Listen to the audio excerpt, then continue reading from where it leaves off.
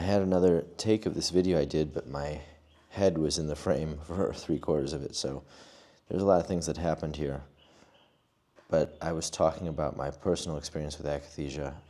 In the last video, I was talking about akathisia in general and what it was really like or how it should be talked about, because all these websites that just describe it as restlessness, that's bullshit.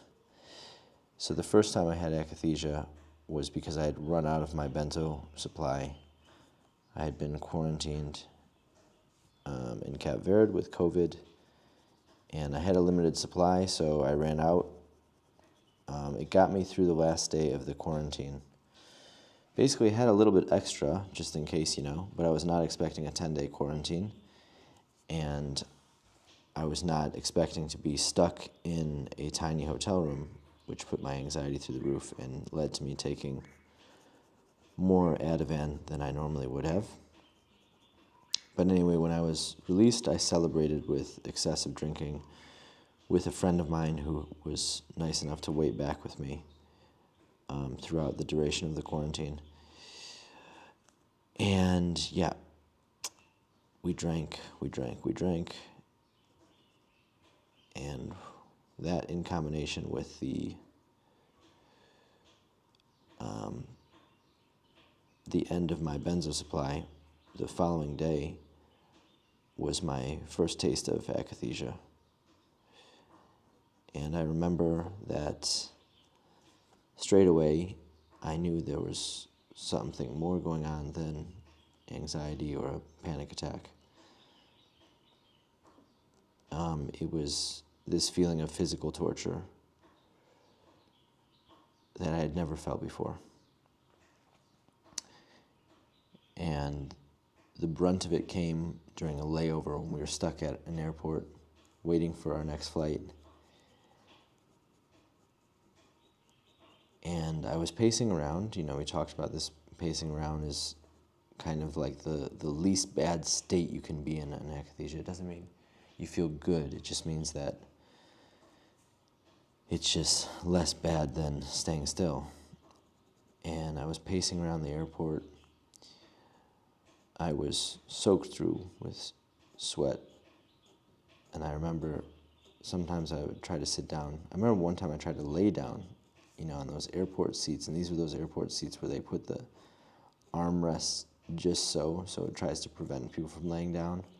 And I tried to squeeze myself in between these armrests. I mean, it looked surely totally ridiculous. It was horrifying how bad it felt. I immediately had to stop. Anyone who saw me that day on an airport security camera, someone who was going to be supposed to look after the security of the airport, they would have not let me board a flight. They would have been sending a squad of guys after me to figure out what was going on. I was an absolute wreck. And I thought about actually not boarding the second flight because I was in such a mess. I could hardly communicate with my friend. My friend who had stayed back with me, he knew there was something wrong, but he had no idea what it was. He had never heard about akathisia.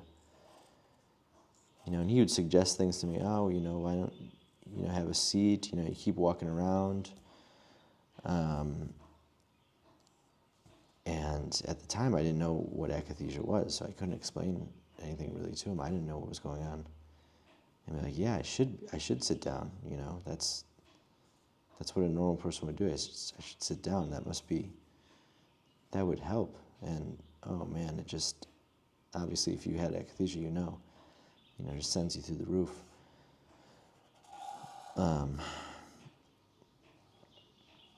So partly out of concern for my friend, not even though he would have gone along with whatever I chose to do, because he is that kind of person, I really made an effort to get on that second flight. I think if I was traveling by myself, I would have just canceled the second leg of the trip. But I got on the flight, and I squirmed through that whole thing. I got up, and I was kind of hanging out near the back of the airplane for as long as I could. The flight attendants were terrified. They didn't know what was going on. And then when we landed, I was just hanging by a thread. And I remember I told my friend, I was like, just take me to the hospital. And we got our things at the airport, went straight to the hospital. And the nurse, the attending nurse, this was late at night, it was like the skeleton crew in the emergency room. So, hospital is not usually the place you want to be when you're going through something like this in general.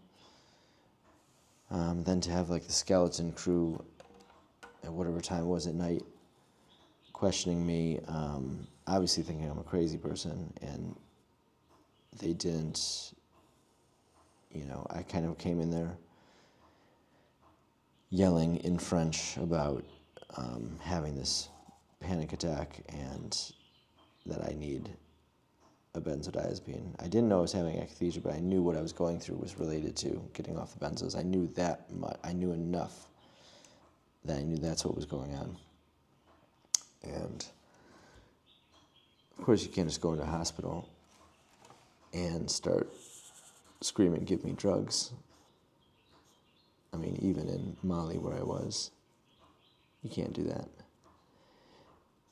So they took my blood pressure and they had me lay down flat, which was obviously terrifying and just ratcheted up the physical misery tenfold, 100-fold. I don't know. It was just completely unbearable. And then at a certain point, the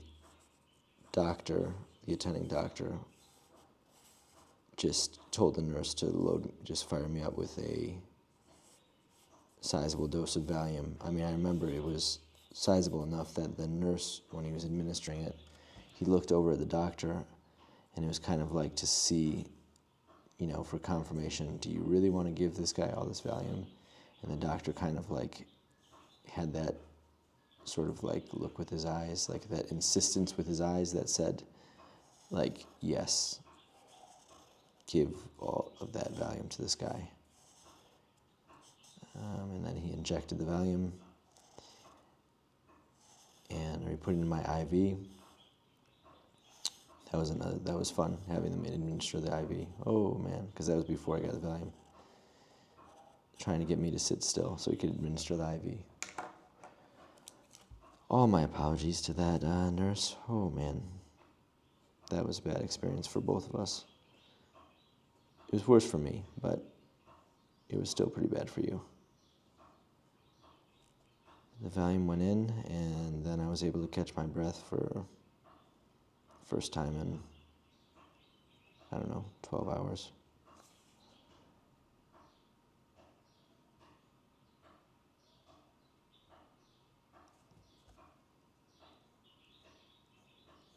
I mean, obviously this was all my fault.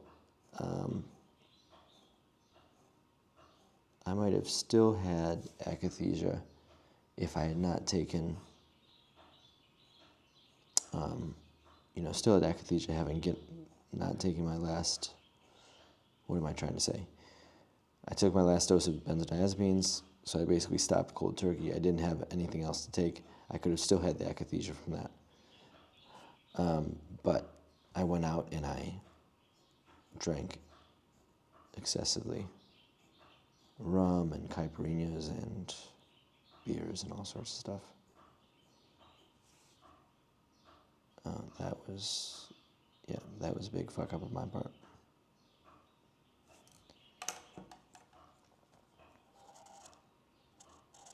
So that was my first time having akathisia.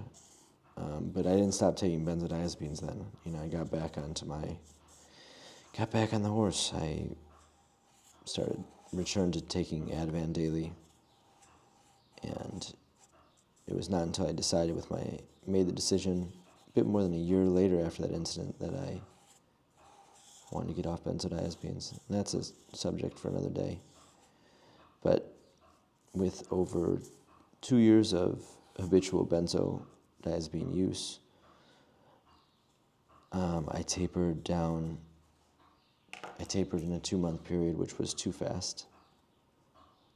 I guess it was a bit over 2 months, but I basically went from 1.25 milligrams down to 0.25, if I remember correctly. And then I jumped off from 0.25. And I didn't have any episodes of akathisia right away. Not in the first, like in the immediate aftermath. But then I started having them.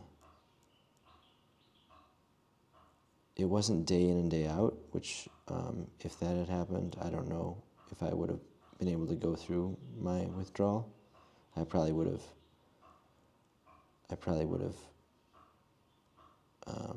gotten back on benzodiazepines because it's so unbearable. The akathisia is so unbearable. I made this dial here actually in that video where my head was covering half the frame of it. But I talked about this in the first video about akathisia. You know, if you had a dial that had human settings on it, kind of physical and mental states, and on one end of the dial was pleasure and euphoria, and sort of in the middle was kind of a sort of flat line. You know, you're bored, but you're fine. You feel okay. Nothing physically wrong with you. And then on the other end of the dial is akathisia. Because I don't know of a worse physical state that we can be in as human beings. So anyway, I had, I would call my episodes of akathisia sporadic. They would come and go, and it was particularly within the first 2 months of withdrawal. And sometimes I think it was related to a trigger. You know, you'd think I would learn a few lessons at this point, but I remember like certain things like having caffeine, you know, or excessive sugar, stuff like that. Obviously, as I got further in my withdrawal, I started to really, you know, because these things are so unbearable and intolerable, you start to really limit what you're taking in and what you're doing, because you know that the consequences, you know, even if we're programmed to be like short-term gains and pleasure and everything up front, your body, you develop a certain mental muscle memory for how horrific some of these withdrawal symptoms can be, that you will start avoiding certain things if it means avoiding those symptoms. So I'm convinced that caffeine on multiple occasions triggered me having an episode of akathisia during benzo withdrawal. I think excessive sugar, there were points where that did the same. But after about 2 months, I didn't have another episode of akathisia. And touch wood, I haven't had one since. I hope to never have one for the rest of the time that I'm on this earth. But that was my experience with akathisia. So I had a taste of it when I actually didn't know what it was. That was horrific and terrifying. And then I had a few shorter bouts. You know, the first taste of it I had lasted it was like 10 hours straight. The second time I had it during withdrawal, that probably lasted for, well, it was still several hours. And that one finished, like my first akathisia episode during withdrawal, it was taking a sizable dose of Benadryl and being able to finally like lay down and pass out. that ended that episode. That is not official medical advice. Benadryl is problematic for a number of reasons. It was one of the medications I could take, though, because there's so many medications that interfere with your brain healing from benzos. Benadryl is one that I was able to take, and it helped me sleep. So I personally took the trade-offs, and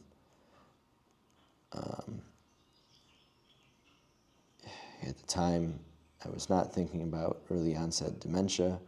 I was thinking about just surviving. So yeah, it was a tool that I used.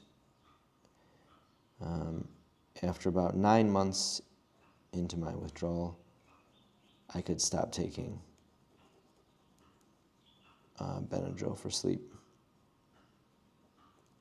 But Benadryl,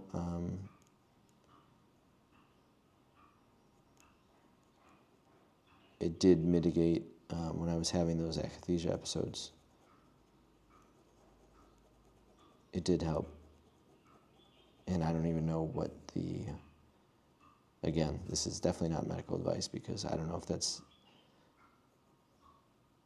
that sound. It might have worked for me, it might not work for other people, and it's not a good idea to take higher than recommended dosages of something that has drowsiness as a side effect, in addition to other unintended consequences of taking Benadryl.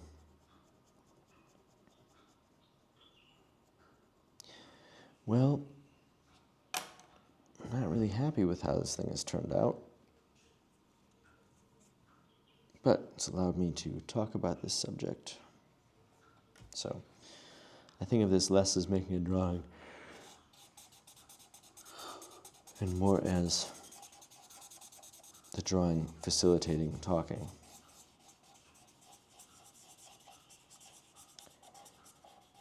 Being able to articulate myself while talking, that is something that has not fully come back since I stopped taking benzodiazepines. And now, in 3 months, basically 3 months, I will be 2 years off.